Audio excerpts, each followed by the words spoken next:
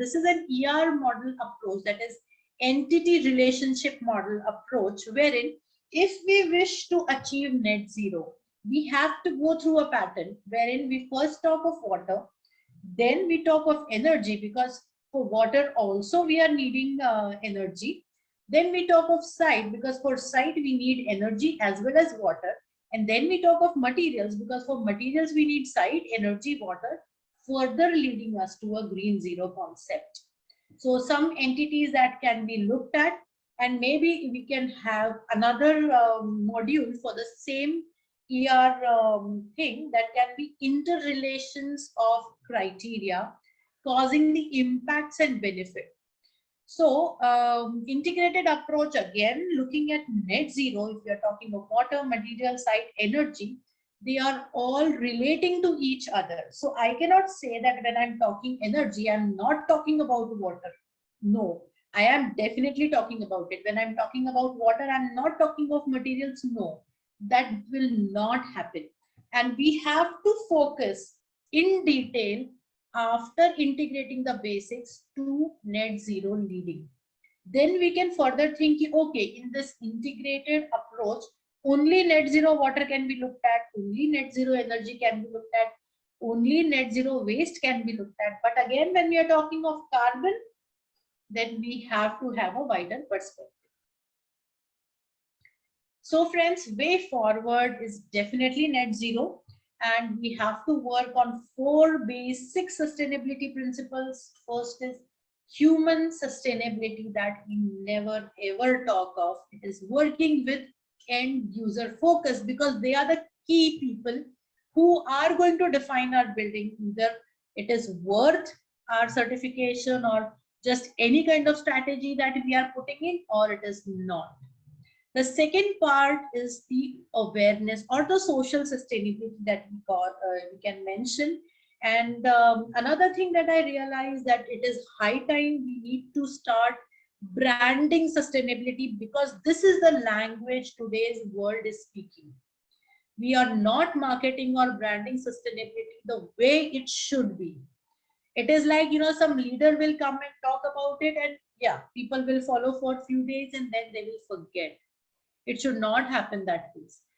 The third and the most important comfort zone for people is economic sustainability. If a thing is not under the economic zone, they will not do it. And that is why when I claim that my project is -5%, -7%, the person who's sitting next to me on the table, he doesn't talk to me about the question, how much more I have to pay when I'm doing my green buildings. So this was the question that kept haunting me when I started my practice. I heard it for 8 years and I said it is enough. Now I have to find out how much exact green buildings are costing more. That is why I entered into this zone. Though academics was not my way, but still I went there. I did authentic research with the university, doing all research papers and everything. So friends, I have around 13 research papers published in all kind of journals, and I was also awarded best paper, and the paper is published in Scopus as well, in one of the international conferences. So this is how things actually take, yourself from where you start and where you want to lead. So this was a way. And today I realize that I have reached a certain level, and it's high time I start talking of neutral or net zero things, not only in terms of energy, waste, carbon or water, but in cost as well. So that is why I started with cost neutral approach or cost beneficiary approach. Either your project is cost neutral or cost beneficiary. Don't talk of costly projects. The last part of environmental sustainability is the 12-hour working principle that I have been doing with my firm Eco Solutions on a large way. When I started as a young unicorn from JJ College way back in 2000, and it was like taking the green path, was not very sure, but went on, came to Pune, did some typical projects, And then when I did my master's in environmental architecture and planning, I was fighting a lot with the green concepts, trying to explain things to people and doing so many things. And I established my firm called Eco Solutions, which followed my doctoral research because of certain limitations. And now it's 22 years. The unicorn has, decided to fly, and we are absolutely going towards net zero.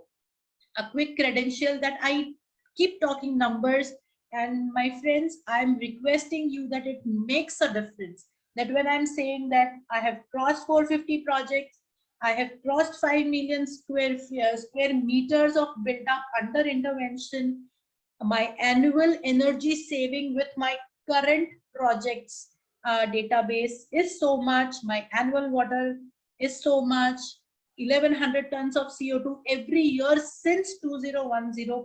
This is how I am actually leading towards net zero, because I want these numbers to grow, I want people to understand, and I'm trying to make awareness as one of the major tools towards it. And friends, I'm really glad to share that in my entire journey with my recent recognition, that was a very big recognition that World Green Building Council has conferred upon me as woman in sustainability. And I got a very different dimension to my overall profile, and that was really great for me. So thank you all my dear friends for joining.